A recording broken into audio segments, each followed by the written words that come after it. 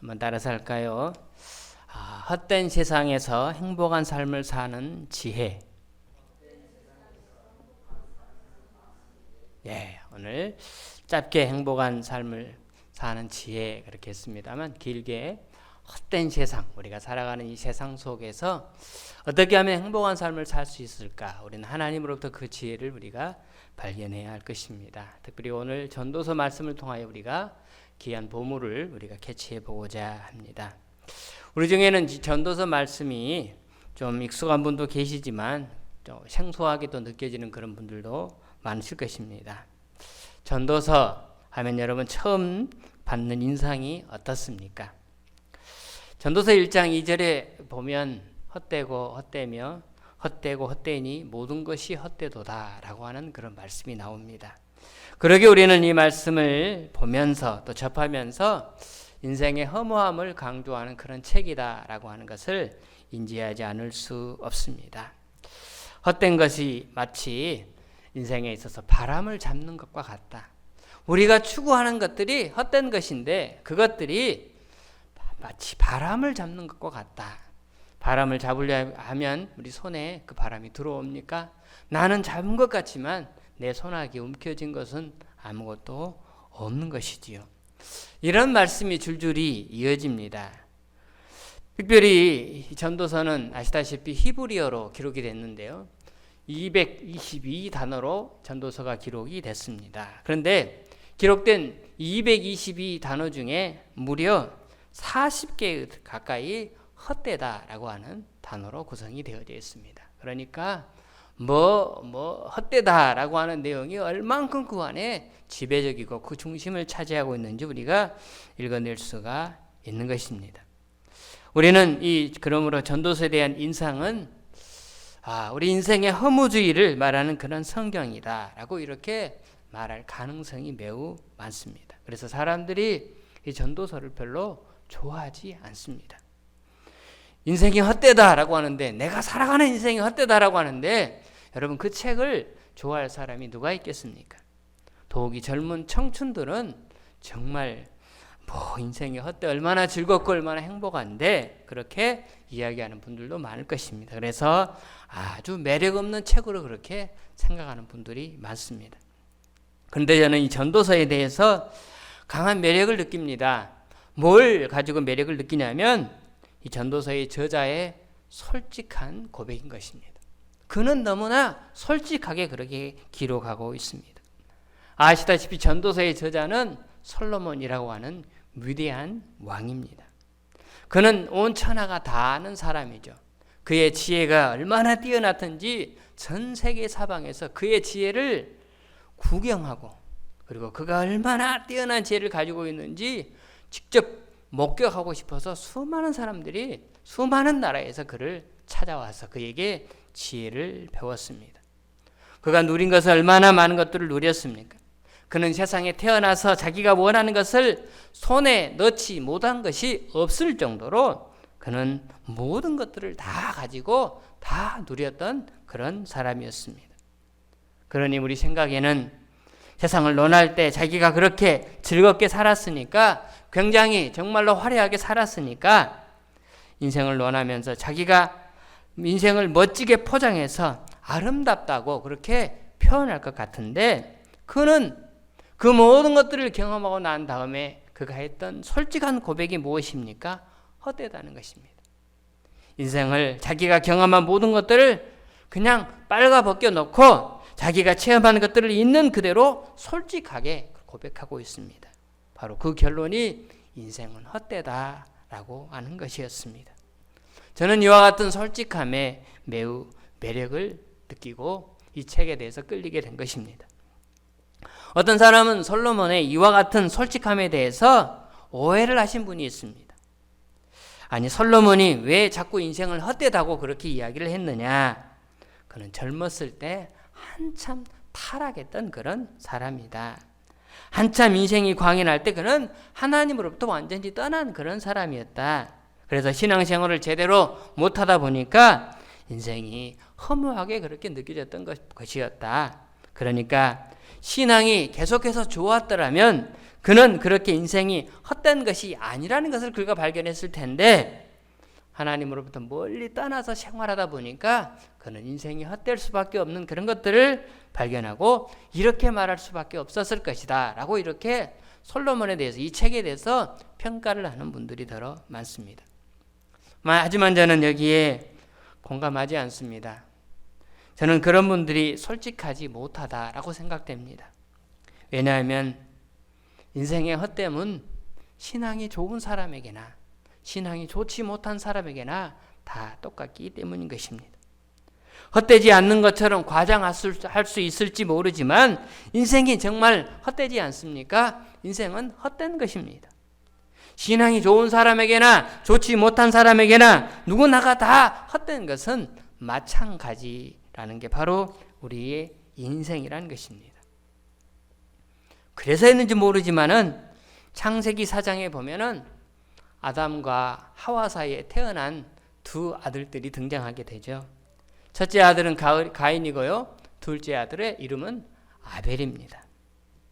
그런데 그 아벨이 너무나 의로워서 그랬던지 아니면 하나님의 사랑을 너무 받아서 그랬던지 모르지만은 한 배에서 나온 형님 그냥 가인에게 밉보여서 그는 들판에서 형이 내리치는 돌에 맞아서 죽임을 당하게 되었던 것입니다. 여러분, 이것이 인간 역사의 시작이죠. 그런데 여러분, 여기에 죽임을 당한 이 아벨이라고 하는 사람의 이름의 뜻이 뭐냐면 헛되다라고 하는 것입니다. 아벨, 헛됨, 이런 뜻을 가지고 있습니다. 오늘 전도서에서 말하는 그 헛됨과 똑같은 그런 용어로 나와 있는 것입니다.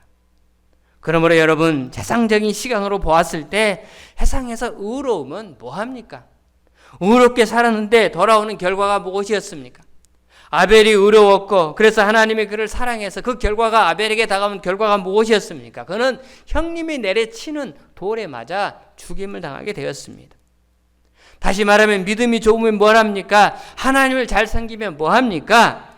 헛되다는 것입니다. 인생은 헛되다라고 하는 것을 가르쳐주는 진리라는 것입니다. 돌에 맞아 죽고 핍박받고 고생하다가 그렇게 사라지고 나면 아무도 기억도 해주지 않습니다. 여러분, 그러니 믿음이 좋다고 세상이 헛되지 않습니까? 아닙니다. 믿음이 좋아도 세상은 헛된 것입니다. 그러므로 정직하지 못한 소리는 하지 않는 게 좋을 법합니다. 세상은 믿음 좋은 사람에게나 그렇지 못한 사람에게나 다 똑같이 세상은 헛되다라고 하는 결론에 도달할 수밖에 없는 것입니다. 그러면 여러분, 전도서의 가치가 어디에 있는 것입니까? 전도서의 가치는 먼저 사람들로 하여금 인생이 허무하다는 것을 솔직하게 시인하게 만드는 것입니다. 그래서 헛된 우리의 인생이 헛되지 않을 수 있도록 하기 위하여 하나님 앞에 겸허하게 엎드리도록 하는데 이 전도서에 가치가 있는 것입니다. 그리고 더 나아가 그것으로 끝나지 않고 또 하나 더 중요한 가치가 이 책에 기록되어 있는데요.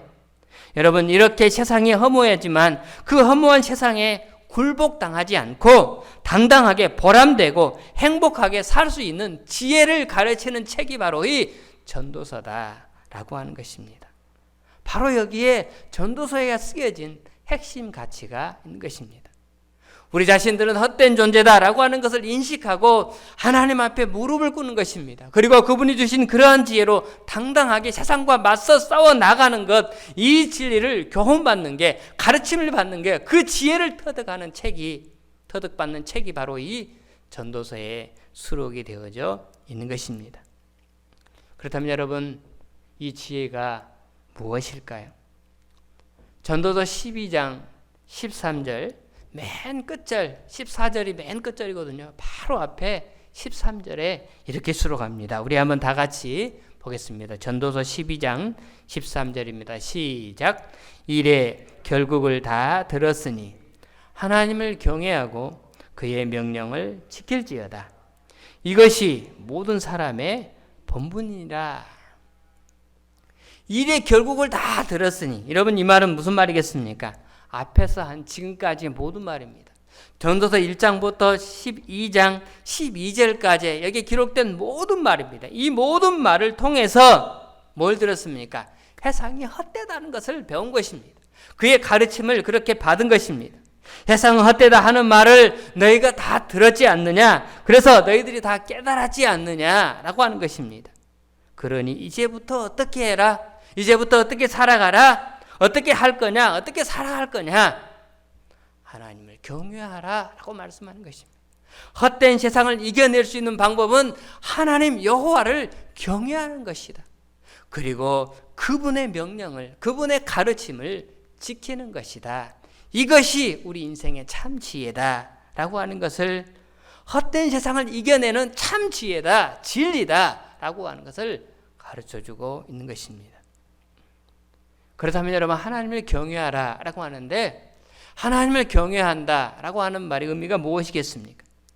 하나님을 경외한다, 글자 그대로 하면 하나님을 두려워하면서 그분을 높이 받드는 것, 이렇게 말할 수 있습니다. 하나님을 두려워하면서 그 두려워하는 그분을 높이 받들고 그분을 섬기는 것. 여러분, 이것이 구약적인 배경인데요, 구약적인 용어인데요, 신약적인 용어로 폭넓게 풀면은 경외란 무엇이냐? 하나님을 나의 창조자로 고백하는 것입니다. 하나님을 우리를 지으신 분으로 고백하는 것입니다. 그리고 우리의 구원을 위하여 당신의 하나밖에 없는 보내신 그 아들 예수 그리스도를 우리 인생의 구원자로 받아들이는 것입니다. 예수 그리스도를 나의 구원자로 고백하는 것입니다. 그분을 믿는 것입니다. 그리고 그분께 순종하는 것입니다. 그리고 그분을 기쁘시게 하는 모든 우리의 신앙생활을 전체를 가리켜서 하나님을 경외한다라고 이렇게 표현할 수 있는 것입니다. 그러므로 사랑하는 여러분, 저나 여러분이 예수님 잘 믿어보려고 하는 모든 우리의 신앙생활 전체를 일컬어서 하나님을 경외한다라고 하는 말로 표현할 수 있는 것입니다. 그리고 바로 이것이 우리 인생의 최고의 지혜다라고 말씀합니다. 어린아이가 가정에서 행복하게 살아가려면 어떻게 해야 되겠습니까? 조그마한 어린아이, 당연히 부모 밑에서 부모님 말씀에 순종해야 될 것입니다. 그 어린아이에게 가장 행복을 위한 가장 큰 지혜는 자기를 키워준 그 부모님의 말씀에 순종하고 그 마음에 들도록 행동하고 그 부모님을 기쁘게 하면서 그렇게 바르게 성장하는 것, 그 부모님께 순종하고 기쁘게 하는 것, 더 이상 그 자체의 더 큰 지혜가 어디에 있겠습니까? 마찬가지로 오늘날 우리에게도 큰 지혜가 뭡니까? 우리를 창조하신 하나님의 마음에 드는 것입니다. 저와 여러분들을 위해서 십자가에서 죽으시고 우리를 위해 죄로부터 구원해 주실 예수 그리스도를 믿고 순종하며 그분을 기쁘게 하는 것, 이것이 지혜다라고 하는 것을 가르쳐 주는 것입니다. 찰스 콜슨이라고 하는 사람이 있습니다. 이 사람은 법학자인데요, 굉장히 신앙이 좋은 그런 기독교인이나 봅니다. 그래서 이것이 인생이다, 이것이 교회다, 또 생명공학 판도라의 상자의 열쇠인가 라고 하는 그런 책들을 쓴 그런 사람인데요, 이 사람이 너무나 멋진 표현으로 이렇게 말합니다. 하나님을 경외한다는 것은 하나님께 주파수를 맞추는 것이다. 한번 같이 읽어볼까요? 시작. 하나님을 경외한다는 것은 하나님께 주파수를 맞추는 것이다. 주파수 아시죠? 라디오를 틀면 찍찍찍 거립니다. 그러면 어떻게 합니까? 주파수가 안 맞은 것이죠. 주파수를 맞추면 금방 소리가 선명하게 그렇게 들려옵니다. 하나님을 경외한다는 것은 하나님께 우리의 주파수를 정확하게 맞추는 것입니다. 여호와의 말씀을 놓고, 성경 말씀을 놓고 하나님이 나에게 원하시는 것이 무엇인가?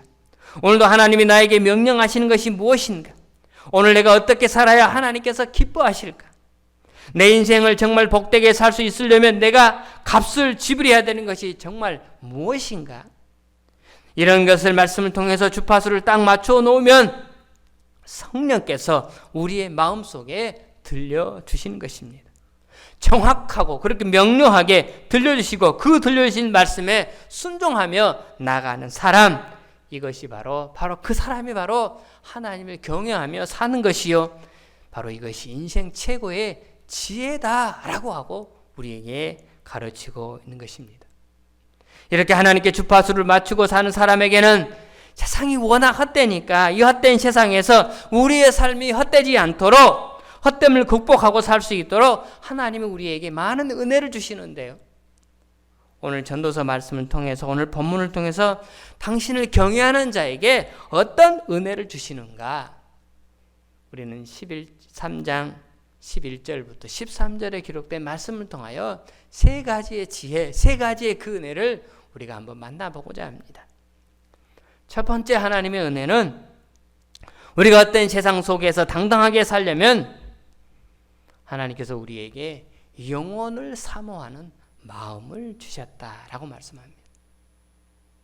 하나님은 당신의 백성들에게, 당신의 자녀에게 이 헛된 세상을 이겨낼 수 있는, 당당하게 살아갈 수 있는 힘을 우리 가운데 주시기 위하여 뭘 주셨느냐? 영원한 세상을 사모하는 마음을 우리 가운데 주셨다는 것입니다. 우리 11절 말씀 한번 다 같이 보죠. 다 같이 봅니다. 시작. 하나님이 모든 것을 지으시되 또 사람들에게는 영혼을 사모하는 마음을 주셨느니라. 그러나 하나님이 하시는 일의 시종을 사람으로 측량할 수 없게 하셨도다. 하나님이 우리에게 뭘 주셨다고요?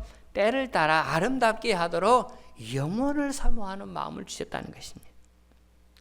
사람은 누구나, 믿는 사람이나 안 믿는 사람이나 다 영혼에 대한 본능적인 기대가 다 있습니다. 그러나 영혼을 안 믿는 사람들은 그 영혼이 뭔지 정확하게 잘 모르거나 아니면 모호하고 막연하게 알고 살아갑니다. 그러나 어떻습니까? 우리는 하나님을 경외하는 사람은, 하나님께 주파수를 맞추고 살기를 원하는 사람에게는 하나님께서는 영혼에 대하여 명료하게 가르쳐주고 있습니다. 손바닥에 금 보듯이 무엇이 영혼이며 그 영혼을 어떻게 하면 얻을 수가 있는가 하는 것을 선명하게 말씀을 통하여 우리 가운데 제시하고 있는 것입니다. 베드로전서 5장 10절 한번 다 같이 보겠습니다. 시작. 모든 은혜의 하나님 곧 그리스도 안에서 너희를 부르사 자기의 영원한 영광에 들어가게 하시니가 잠깐 고난을 당한 너희를 친히 온전하게 하시며 굳건하게 하시며 강하게 하시며 털을 견고하게 하시리라. 모든 은혜의 하나님, 오늘 우리 하나님이 저와 여러분들을 예수님의 이름으로 부르시고 우리를 자녀 삼아 주셨습니다. 그런데 그 부르신 이유가 뭐라고요? 영원한 영광. 누구의 영광입니까? 자기의 영원한 영광인 것입니다. 하나님 자신이 누리고 계시는 영원한 영광에 저와 여러분들을 초청하기 위하여, 그리로 우리로 하여금 들어오도록 하시기 위하여 우리를 불러주셨다라고 하는 것입니다. 그러니까 우리는 예수님을 통해서 말씀을 듣고 그 영원한 영광이 뭔지를 정확하게 알게 되는 것입니다. 그 영혼이 어디에 있는 것인지도, 그 영혼을 어떻게 하면 얻게 되는지도 정확하게 우리는 알게 되는 것입니다. 사랑하는 여러분, 예수님이 약속하신 영혼이 뭡니까? 우리 인생의 종착점이지 않습니까? 나그네 길의 종착점이요, 우리의 본향이지 않습니까? 우리가 들어가서 쉴 영원한 우리의 안식처, 우리의 본향입니다. 우리의 모든 허무함을 다 걷어낸 새하늘과 새 땅이 바로 하나님이 우리에게 약속하신 그 아름다운 본향, 영원한 영광이지 않습니까? 요한계시록 21장 4절 이하에 보면 모든 눈물을 거두셨다라고 말씀합니다. 헛된 세상에서 우리가 흘린 모든 눈물을 기억하시고 그걸 거두시고 다 씻어주시는 곳, 사망이 다시는 그곳에 따라오지 못한다, 애통하는 것도 없다, 아픈 것도 없다. 그러면 우리는 벌써 주님이 주시는 영원한 나라가 대충 어떤 곳인지를 다 알게 되는 것입니다. 전도서 1장 8절 이하를 보면 헛된 세상에는 세 가지가 없다고 말합니다. 그 세 가지는, 이 세상에는 참 만족이 없다, 그리고 새 것도 없다, 그리고 기억됨도 없다. 여러분, 우리가 세상에서 참 만족을 누릴 수 있습니까? 아무리 움켜쥐고 아무리 높아지고 한다 할지라도 우리에게는 참 만족이 없는 것입니다. 아무리 새로운 것들을 발견해내고 또 발견해내고 한다 할지라도 다 과거에 있던 것들을 찾아내는 것에 불과한 것입니다. 영원히 우리에 대한 기억됨은 없는 것입니다. 그러나 하나님의 나라에 가면, 주님이 주신 영원한 나라에 가면 이 세 가지가 다 있다는 것입니다. 우리에게는 영원한 만족이 있고 영원한 새 것이 있고 영원히 기억될 것이다. 영원히 기억됨이 있다. 하나님 우리에게 약속하고 계시는 것입니다. 바로 그것이 우리가 사모하는 그 천국인 것입니다. 우리가 이렇게 영혼에 대하여 하나님 주신 영혼에 대하여 우리는 명료하게 알게 되는 것입니다. 그러므로 로마서 8장 19절 이하에 나오는 것처럼 하나님의 백성들은 그 나라를 천국의 복이 그 천국을 우리의 목이 빠져라 사모하며 대망하고 그 나라를 기대하며 살아가는 것입니다. 하나님이 자기를 경외하는 사람, 당신에게 주파수를 맞추고 살아가는 사람에게 영혼을 사모하는 마음을 왜 강렬하게 주십니까? 세상은 헛되기 때문인 것입니다. 너희들이 아무리 누리며 아무리 가지며 아무리 높아진 그러한 세상의 삶일지라도 이 세상은 헛된 것이기 때문에 우리는 잘못하면 거기에 속아 넘어갑니다. 잘못하면 거기에 넘어집니다. 우리는 거기에 넘어서 다치기 때문에 하나님이 그걸 싫어하시는 것입니다. 하나님은 당신의 자녀가 헛된 세상에서 세상을 믿다가 세상을 의지하다가 다치고 속고 절망하는 것을 하나님은 원하시지 않습니다. 그러므로 세상은 헛되지만은 우리 모두가 당당하게 살아갈 수 있도록 하기 위해서 영혼을 사모하는 마음을 우리 가운데 은혜로 베풀어 주신 것입니다. 그러므로 그 영원한 나라를 기다리는데 현재를 살아가면서 당하는 고난과 비교할 수 없는 영원한 나라가 우리에게 기다리고 있는데 우리는 세상에서 주눅 들고 살 필요가 없다는 것입니다. 내가 좀 작은 집에 살면 어떻습니까? 내가 좀 성공하지 못하면 어떻습니까? 내가 다른 사람 보기 좀 초라하면 어떻습니까? 내가 좀 못났으면 어떻습니까? 우리가 좀 둔하면 어떻습니까? 우리에게는 영원한 나라가 기다리고 있는데요. 우리는 그 영원한 나라를 사모하며 대망하며 나갈 때 우리는 세상에서 당당하게 살아갈 수 있다는 것입니다. 하나님은 우리 모두가 헛된 세상에서 당당하게 살기를 간절히 원하십니다. 여러분 믿으시기 바랍니다. 그리고 당당하게 사시기 바랍니다. 아무리 피곤해도 아무리 가난해도 아무리 성공하지 못해도 거기에 주눅 들지 말라는 것입니다. 다른 사람하고 비교하지 말고 영원한 나라를 바라보고 당신의 자녀답게 당당하게 뚜벅뚜벅 걸어가는 하나님의 자녀답게 당당하게 살아나가라. 바로 이것이 세상을 사는 지혜자의 모습이다. 오늘 우리 가운데 가르치고 있는 것입니다. 사랑하는 성도 여러분, 우리 모두가 그렇게 살기를 주의 이름으로 축원합니다. 두 번째, 헛된 세상에서 우리로 하여금 보람되게 살려면 어떻게 해야 하느냐? 우리 하나님께서 은혜를 베풀어 주시는데요. 어떤 은혜를 주셨느냐? 선을 행함으로 오는 기쁨을 주셨다는 것입니다. 선을 행함으로 오는 기쁨을 누리게 하신다. 여러분 오늘 12절 말씀을 다 같이 보겠습니다. 시작. 사람들이 사는 동안에 기뻐하며 선을 행하는 것보다 더 나은 것이 없는 줄을 내가 알았고. 여러분 여기에 기뻐하며 선을 행하는 것보다 이 말을 뒤집어서 순서를 바꾸면 더 명확해집니다. 선을 행하며 기뻐하는 것보다 더 나은 것이 없다. 기쁨은 뭘로부터 온다는 것입니까? 아니 그 기쁨을 하나님이 어디에게 숨겨놓았다는 것입니까? 우리가 선을 행함으로 하나님의 명령을 준행함으로 그 뜻에 따라 순종하며 나감으로 그 안에 하나님이 우리에게 헛된 세상을 살아가면서 우리에게 잃어버릴 기쁨을 회복하는 그 방법을 그 안에 담아두었다라고 이렇게 말씀하고 계시는 것입니다. 하나님께서는 헛된 세상을 잘못하면 우리가 그냥 되는 대로 살다가 끝날 수 있는데 우리가 보람되게 살 수 있도록 하기 위하여 선을 행하는 기쁨을 우리 마음에 담아두신 것입니다. 저와 여러분들을 왜 만드셨습니까? 에베소서 2장 10절은 하나님 우리를 만드신 바가 기록됩니다. 에베소서 2장 10절 다 같이 봅니다. 시작. 우리는 그가 만드신 바라 그리스도 예수 안에서 선한 일을 위하여 지으심을 받은 자니 이 일은 하나님이 전에 예비하사 우리로 그 가운데서 행하게 하려 하심이니라. 하나님이 우리를 만드셨습니다. 하나님이 우리를 만드신 이유가 무엇입니까? 무엇을 위하여 만드셨다는 것입니까? 그리스도 예수 안에서 선한 일을 위하여. 디모데후서 3장 17절에 보면 그래서 하나님이 우리에게 하나님의 말씀을 주셨는데요. 성경 말씀을 주셨는데 그 목적이 뭐냐? 모든 선한 일을 행하기에 온전케 하도록 하기 위하여 우리 가운데 말씀을 주셨다라고 그렇게 말씀하고 있습니다. 우리가 예수님 믿고 성령을 모시고 살면 우리는 무엇이 선인지를 분별하게 됩니다. 우리는 하나님이 선한 것을 기뻐하시는 것을 그것도 본능적으로 알게 됩니다. 우리가 선을 행하면 하나님이 영광 받으신다는 것도 우리는 다 알고 있습니다. 바로 이런 이유 때문에 예수 믿는 사람들을 선을 행하되 적극적으로 행하려고 내가 그 안에 기쁨을 감추어 놓았다고, 기쁨을 그 안에 담아 놓았다고, 그 기쁨을 누리기 위하여 바로 그 선을 행동으로 옮기라고, 바로 여기에 이 세상을 사는 지혜가 이 안에 있다고 오늘 우리에게 요구하고 있는 것입니다. 오늘 저나 여러분들이 감사할 것은 우리 모두는 알게 모르게 선을 많이 행하며 살아갑니다. 오늘도 우리는 예배 나오면서 들고 나온 헌금 그 자체도 선인 것입니다. 그리고 TV나 다른 언론 매체를 통해서 나오는 수많은 우리의 선을 요구하는 그러한 우리의 도움을 요구하는 그런 요청지가 있습니다. 그 네이버스나 컨벤션이나 많은 그런 단체들이 있습니다.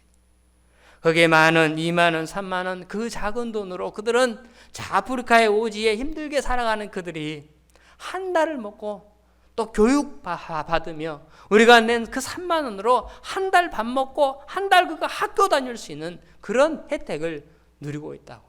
그래서 수많은 사람들이 여기에 도전하며 살아가고 있습니다. 하나님 우리에게 작은 선을 행하기를 원합니다. 큰 선 가지고 요란 떨지 말고 작은 선을 통해서 그 안에 감추인 그러한 기쁨을 누리며 살아가라고. 이것이 헛된 세상을 이겨내는 지혜다. 오늘 우리에게 이 귀한 삶을 도전하라고 우리 가운데 말씀하고 계시는 것입니다. 사랑하는 여러분, 헛된 세상에서 보람되게 하나님이 기뻐하시는 보람된 일을 날마다 도전하시는 저와 여러분 되기를 주님의 이름으로 축원합니다. 세 번째 마지막으로 하나님이 우리에게 헛된 세상에서 행복하게 살아가라고. 하나님 우리에게 작은 것들, 아주 평범한 것들 속에 사소한 것에 행복을 느끼도록 그 안에 담아두셨다라고 우리 가운데 말씀하고 있습니다. 하나님을 경외하는데 주파수를 맞추고 사는 사람은 하나님의 은혜를 아는데요. 하나님이 은혜를 주시는데요. 헛된 세상에서 행복하게 살도록 은혜를 주시는데요. 어떻게 주시느냐? 큰 게 아니라는 것입니다. 작은 것들, 평범한 것들 속에 기쁨을 그 안에 담아두셨다는 것입니다.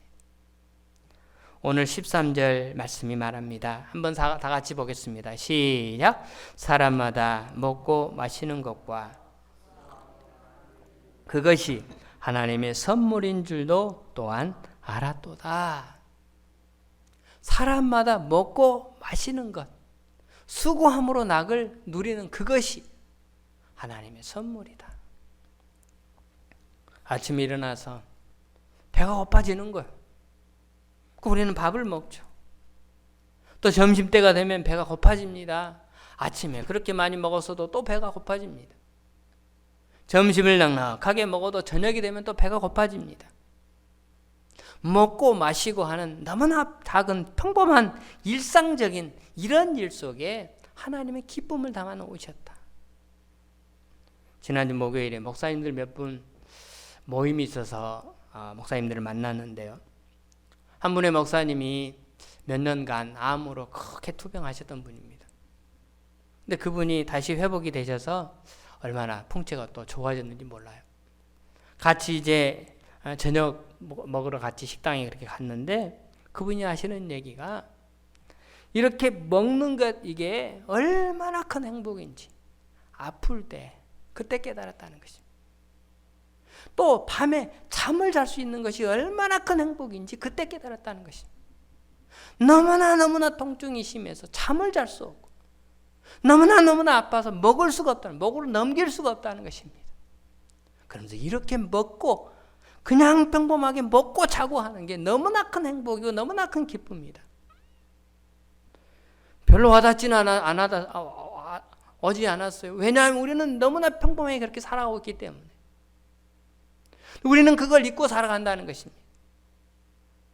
너무나 작고 보잘것없는 것에, 하찮은 것에, 너무나 평범한 것에, 그것에서 주는 우리는 행복을 잊어버리고 망각하고 더 큰 것, 더 위대한 것, 더 많은 것, 더 엄청난 것, 이런 것들이 우리 손에 쥐어져야 우리는 행복하다라고 하는 큰 착각 속에 우리가 살아가고 있다는 것입니다. 먹고 마시고 평범하게 농사짓고 우리가 수고해서 얻은 경작을 누리면서 그 혜택을 누리면서 살아가는 것이 얼마나 큰 행복이었습니까? 에덴 동산에서 원래 그랬습니다. 죄 짓기 전에 그때 노동이 없었던가요? 있었습니다. 아담과 하와가 범죄하기 전에도 노동이 있었습니다. 수고해서 그들은 노동을 통해서 먹고 살아갈 수 있었습니다. 나무에 열려진 열매를 따는 것도 노력이고 노동이죠. 그런데 범죄한 이후에 우리는 더 많은 노력을 해도 우리는 그 혜택을 누리지 못하게 되었습니다. 그러다 보니까 사람들이 변하게 된 것입니다. 애쓰고 노력을 통해서 얻게 되는 그러한 행복이 진정한 행복임을 우리가 다 깨닫지 못하고 더 많은 것, 더 큰 혜택을 누리기를 소망하면서 그렇게 살아가다 보니까 잔잔한 작은 것들 속에서 주는 그러한 행복을 우리가 잃어버리고, 사람들이 좀 살만하면 어떻게 합니까? 먹고 사는 것만 가지고는 인생의 참 기쁨을 찾지 못하니까 이제는 평범함을 벗어나는 것입니다. 그래서 뛰쳐나가는 것입니다. 그래서 여기저기를 끼웃거리며 다니면서 더 자극적인 것, 더 즐기고자 하는 것들이 없는가, 더 재미있고 더 만족스러운 것들이 없는가, 더 마초신경을 자극하는 것이 없는가 하고 찾아 헤매고 다닙니다. 그러면서 자기 인격도 팔아먹습니다. 정말로 사람들로부터 손가락질 받을 못된 짓도 행하면서 별의별 해괴한 짓을 다 하며 돌아다니는 안타까운 삶을 살아가는 사람들이 이 땅에 얼마나 많습니까? 오늘날 수많은 사람들, 오늘날 바로 현대인들의 모습이 바로 이런 모습이 아닙니까? 우리는 이제 단지 먹고 마시고 즐거워하는 것, 그것을 위해서 일하는 것을 하찮게 여기며 살아가고 있는 것입니다. 그러나 하나님은 오늘 우리에게 말씀합니다. 그 작은 것에, 보잘것없는 것에, 먹고 마시고 자고 깨고 하는 그것에 진정한 기쁨을 내가 그 안에 감춰두었다. 그 안에 담아두었다. 이것을 느끼며 너희들이 살아가게 될 때 하찮은 세상, 힘든 세상, 이 허탄한 세상을 이겨내는 길이다. 오늘 우리 하나님은 그 지혜를 깨달아 하려고 우리에게 천명하고 계시는 것입니다. 사랑하는 성도 여러분, 우리 하나님 얼마나 자비롭습니까? 만약에 하나님이 우리의 인생의 진정한 기쁨을 큰 것에다 담아두었다면 저와 여러분들이 누릴 만한 행복이 어디에 있겠습니까? 크고 대단하고 화려한 것에만 하나님의 기쁨을 담아 놓으셨다고 생각해 봅시다. 그래서 그 화려한 것들을 손에 쥔 사람들만이 인생의 기쁨을 누리며 살아가게 된다면 정말 저와 여러분들은 얼마나 비참한 삶을 살아가게 될 수밖에 없는 것입니까? 그러나 자비로우신 하나님은 그렇게 하지 않았습니다. 날마다 그냥 반복하고 날마다 보고 듣고 체험한 그 평범한 작은 것들, 소소한 것들에다가 기쁨을 담아 놓으신 것입니다. 하나님 우리에게 범사에 감사하라고 말합니다. 범사에 감사하라, 항상 기뻐하라 라고 그렇게 말씀합니다. 여러분, 범사에 감사하면 어떻게 합니까? 그 범사가 우리의 일상적인 90%이지 않습니까? 그 작은 것들, 평범함 속에 수많은 감사의 조건들, 수많은 기쁨의 조건들을 담아두었다. 너희들은 그걸 누리며 살아가라. 우리 하나님은 그렇게 말씀하고 계시는 것입니다. 우리는 눈만 뜨면 날마다 얼굴을 맞대는 사람들을 우리가 보게 됩니다. 그 사람들을 만날 때 너무나 당연한 것처럼 우리가 여기게 됩니다. 적당하게 예쁜 아내, 그렇게 믿지 아니할 괜찮은 남편, 조금은 아쉽지만 대견한 자식들, 이런 사람들을 우리는 계속해서 만나고 살아갑니다. 그런데 그렇게 맨날 만나고 맨날 보다 보니까 그분들의 소중함을 우리는 모르는 것이죠. 잊고 살아가는 것입니다.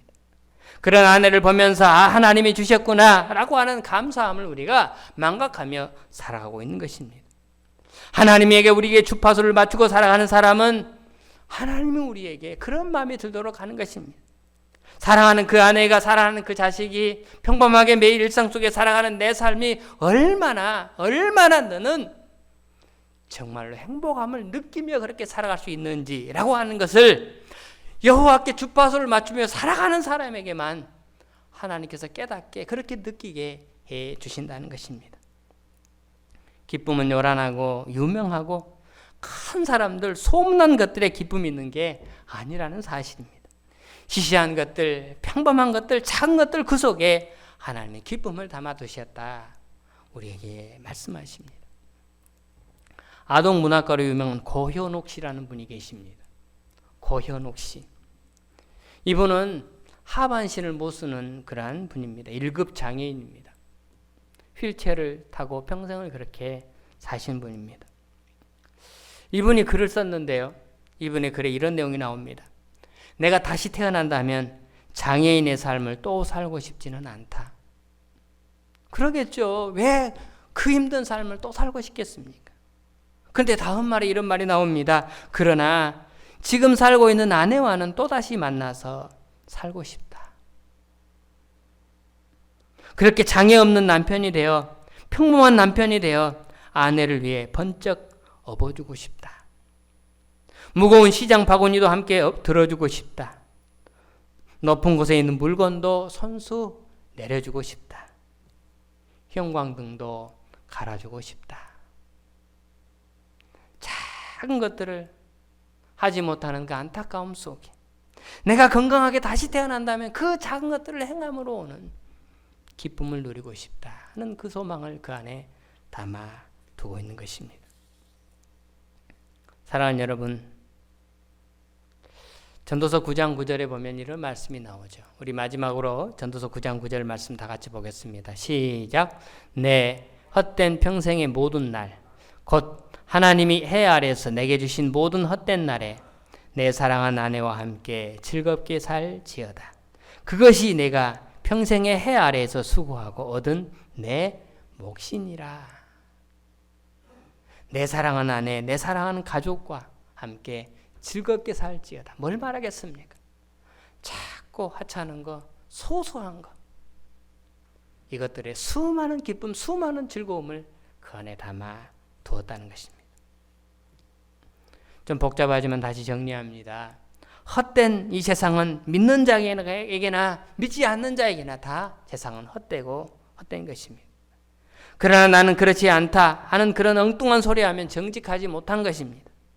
그러나 이 헛된 세상일지라도 하나님께서 당신의 자녀들에게 좀 더 밝게 살아가도록 하나님께서 우리 가운데 세 가지 은혜를 주셨습니다. 첫 번째, 당당하게 살아가도록 영혼을 사모하는 그 마음을 우리 가운데 주시고, 그리고 작은 보잘것없는 선일지라도 그 작은 보잘것없는 그 선 속에 수많은 기쁨을 담아두었다고. 그리고 평범함 속에, 작고 평범함 속에 소소하게 네가 경험하는, 네가 지금 접하는 그 사람들 속에, 그러한 환경 속에 참된 기쁨을 담아두었다고. 이것을 아는 자가 지혜자입니다. 이것을 누리며 살아가는 자, 그는 참으로 하나님의 그 지혜를 터득하며 헛된 세상을 이겨나가는 당신의 사람인 것입니다. 사랑하는 여러분, 힘들지만 어렵지만 이 어려운 시기에 오늘도 말씀을 준행하면서 복된 나라를 대망하며 작고 소소한 것에서 다시 행복을 찾고 누리며 살아가다가 영원한 하나님의 나라에서 우리 모두 함께 만나는 이 기쁨이 사랑하는 여러분과 여러분의 모든 자녀들의 미래 앞에 펼쳐지기를 주님의 이름으로 축원합니다. 이 말씀 마음속에 품으면서 우리 함께 찬양하기를 원합니다. 여러분, 찬송 300장입니다. 내 마음이 낙심되고 근심에 눌릴 때 주께서 내게 오사 위로해 주시네. 가는 길 캄캄하고 괴로움 많으라 주께서 함께하며 내 짐을 지시네. 네, 우리 가사를 마음속에 꼭 새기면서 우리 함께 찬양으로 나오도록 하겠습니다.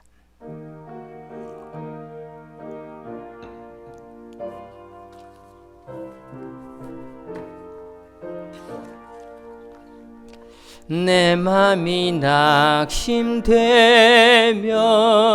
근심에 눌릴 때 주께서 내게 오사 위로해 주시네. 가는 길 캄캄하고 괴로움 많으나 주께서 함께하며 내 짐을 지시네. 그 은혜가 내게 족하네. 그 은혜가 족하네. 이 괴로운 세상 지날 때 그 은혜가 족하네. 희망이 사라지고 친구 날 버릴 주 내게 속삭이며 새 희망 주시네. 싸움이 맹렬하여 두려워 떨 때에 승리의 왕이 되신 주 음성 들리네. 그 은혜가 내게 족하네. 그 은혜가 족하네. 이 괴로운 세상 지날 때 그 은혜가 족하네. 번민이 가득 차고 눈물이 흐를 때 주 나의 곁에 사 위로해 주시네. 환난이 닥쳐와서 어려움 당할 때 주님의 능력 입어 원수를 이기네. 그 은혜가 내게 족하네. 그 은혜가 족하네. 이 괴로운 세상 지날 때 그 은혜가 족하네. 낙심이 될 수밖에 없고 근심에 눌릴 수밖에 없는 이 세상, 바로 이것이 세상이온데, 하나님 그 낙심을 줄이며 그 근심을 이겨낼 수 있는 방법은 영혼을 사모하는 것이요, 작은 선을 실행함으로 그 안에 주신 기쁨을 누리며 살아가는 것이요, 자꾸 보잘것없는 평범한 일상 속에서 그 안에 담아놓은 기쁨을 찾는 것이라고. 이것이 지혜자의 삶이라고. 그 위대한 삶을 살았던 솔로몬의 고백을 통하여 오늘도 하나님의 귀한 진리의 고백, 하나님의 진리를, 하나님의 지혜를 우리가 발견하게 됩니다. 깨닫고 우리 가슴팍에 새기고, 그리고 그 말씀대로 살아가며 준행하며 하나님 주신 그러한 지혜로 이 헛된 세상을 승리하며 마침내 궁극적인 승리를 맛보는 우리의 모든 미래가 다 되어지게 하여 주시옵소서. 어려운 힘든 시기이지만 여호와를 낭망하며 바라보게 하여 주옵시고, 힘듦 속에 주시는 작고 보잘것없는 소시한 행복을 찾아서 이 힘든 세상을 살아가며 마침내 저 하나님의 복된 나라에서 우리 온 가족들, 온 교우들이 그 나라에 함께 만나 영원히 하나님을 찬송하는 우리 모두의 미래가 되어지게 하여 주시옵소서. 이 한 주간도 살아갈 힘을 하나님 말씀을 통하여 우리 가운데 제시하여 주신 줄로 믿습니다. 귀한 말씀 가슴팍에 새기고 삶의 모든 현장 속에서 하나님이 이루신 궁극적인 승리를 맛보게 하시고 십자가의 승리의 깃발을 꽂고 돌아오는 이 한 주간 다 되어지게 하여 주시옵소서. 얼굴을 맞댈 수 없지만 영상으로 함께 예배하는 온 교우들 찾아가 위로하시고 그들의 삶 속에 친히 동거하게 하여 주시옵고, 주가 동행하는 자에게 따른 하늘의 감격을 날마다 누리며 살아가는 온 교우들, 온 가족들 다 되게 하여 주시옵소서. 오늘도 예물을 주 앞에 드립니다. 이 복된 선한 손길 하나님이 기억하시고 주께서 친히 갚아 주시옵고, 이 교회의 하나님 미래를 주께서 책임지시고 주님 역사하여 주시옵소서. 물질이 쓰여지는 것이 하나님의 선한 역사가 있기를 소망하며 예수님 거룩하신 이름으로 기도드리옵나이다. 아멘.